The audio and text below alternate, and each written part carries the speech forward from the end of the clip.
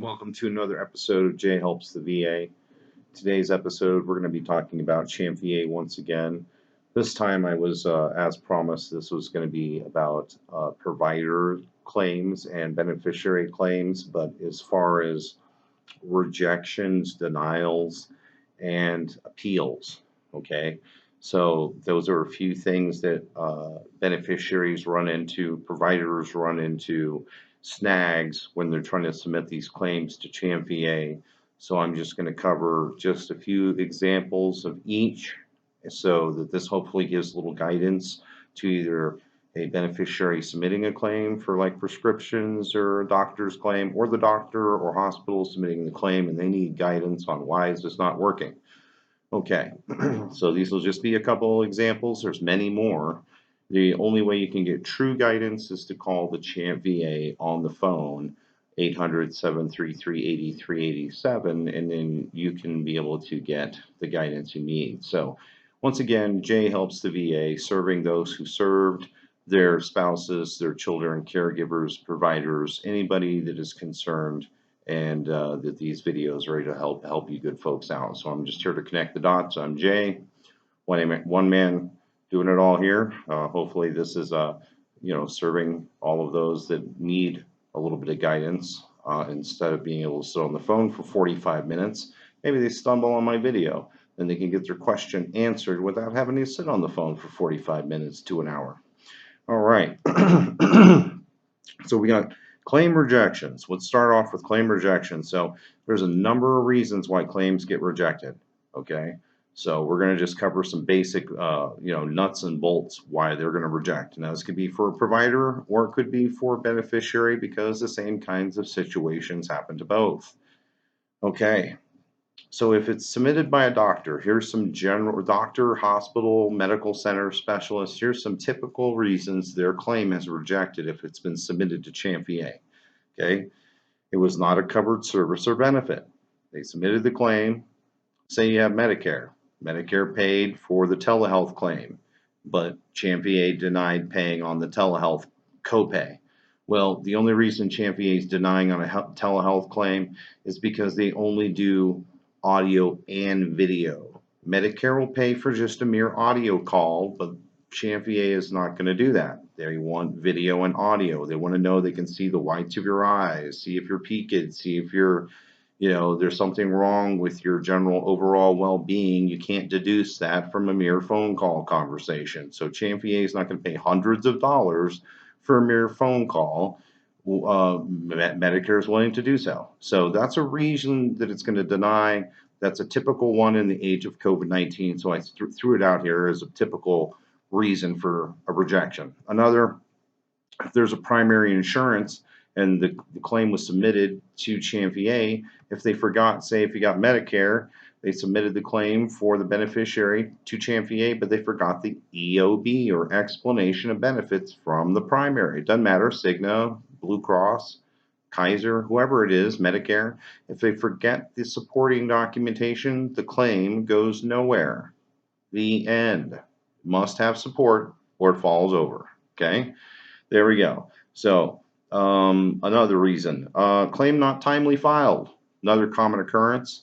They only have a primary doctor or hospital, whatever. They only have 365 days to submit a claim to the federal government for reimbursement, and that's Medicare included. So let's just say Medicare is there and CHAMPVA is your secondary. They have 365 days from the date you were seen to submit that claim to Medicare. And after Medicare pays, then they only have 90 days, 3 months, 90 days to get it to CHAMPVA. They don't get it there, it's not getting paid. Why? Timely filing rule. Okay, so 42 CFR 447.45. Timely filing. You've got to get it in the door on time. Government ain't going to pay it. That's another common reason. Coding is another reason. So something wasn't coded correctly by the doctor, hospital specialist, whatever. Forgot a modifier, forgot a pointer. There's a number of reasons. They didn't bundle the codes correctly. They're missing something. So the coding is obviously one of those things that can just cause a big snag. So that's rejections. Let's talk about Denials. So denial is an entirely different topic. So rejection, denial sound the same, but not the same. So if something's denied, it could be it's not a covered service or benefit. So I'll give you an example. Chiropractic services for a CHAMPVA beneficiary, not a covered service or benefit. Physical therapy, very similar, not the same, different type of medicine, but very similar. CHAMPVA is able to pay on inpatient, outpatient physical therapy claims, but they will not do on a chiropractic claim. So if a claim was submitted and it was a chiropractic claim, then that would be the reason why it got denied. So denied versus rejected. So if it's denied, then there's nowhere else to take it to, right? It's denied. So now an appeal is something else entirely. So we're covering all three bases: rejections, denials, and appeals. So what's an appeal? An appeal is something is not right. You submitted things, you followed all the instructions, and you were still denied or rejected or wherever the case may be. One of the common occurrences would be when somebody first comes on board with CHAMPVA, they have 6 months or 180 days to submit for backdated claims. If it's a doctor or hospital or specialist you were seen at, then you have 365 days. So 1 year if it's a new claim, 6 months if you were coming on board and it's doing a backdated claim. Okay. So if you send it in and it took you more than one time. So the second time we actually received it, but you've got proof that you sent it the first time. Say you got a tracking number or some other thing. You've got proof that you submitted it before the one that you sent a second time that actually got recognized and rejected for timely. That would be something you would appeal.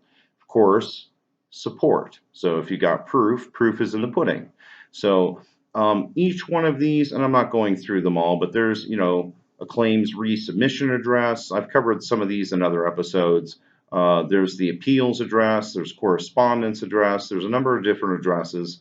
But again, first fiddle, if you've got a denial, rejection, appeal, you've got to call CHAMPVA first. So you got to call that 1-800-733-8387 because whoever the agent is, then they can decipher what the problem is and then quickly segue to the solution without a lot of fuss and muss. Okay.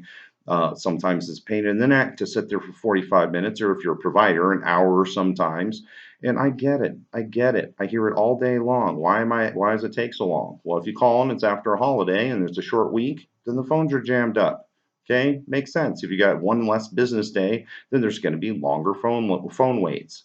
So like last week, MLK, right? Short week. So the phones are all jammed up. People get mad, long wait times. You got to understand holidays are got to be something a person considers when they're calling some federal agency and it's a short week, a holiday week. So that's providers, doesn't matter, or if it's a beneficiary trying to get the same guidance, reach out to us. It's the only way you can get the guidance that you need and be able to get the problem solved in a hurry. So I'm not going to stay long-winded here. My videos are usually a little bit longer than this, but I'm getting right to the point with you good folks. I'm trying to get more videos going for you. I didn't get one out last week. So I'm like I said, a one-man army. I come up with the content here. I make sure it's feasible. It speaks to it. It's truthful. It has some sort of reason for being. Yes. So that's the whole point of J helps the VA. I'm trying to help everybody in the VA, whether it's the provider, whether it's the little old lady that's a surviving spouse, whether it's the college student and he's trying to get, or he or she is trying to get her dependent education assistance. There's so many topics I've still got to cover, honestly. So I'm trying to wrap the CHAMPVA topic up, but there's still so much more to get to. So I had a couple of more topics. We're going to probably chop into this CHAMPVA situation, and then we'll segue into other things like caregiver and aid in attendance and dependent education assistance and on and on and on. So until I run out of topics, I keep making these episodes. If you like them, subscribe, like, share. It's all about helping those that need help. So that's the veterans. As always, I steer behind me to TRR. That means Team River Runner.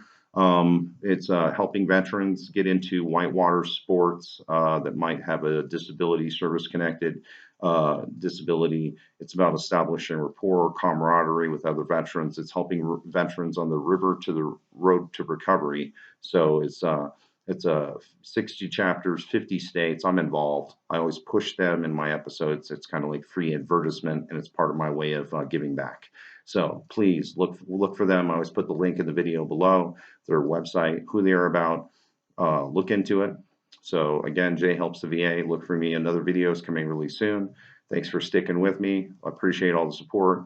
Talk to you good folks again. Take care. God bless all the soldiers, all the vets, their wives, their kids, the caregivers, the providers that are doing this. God bless America. I'm Jay signing out. Talk to you again soon. God bless.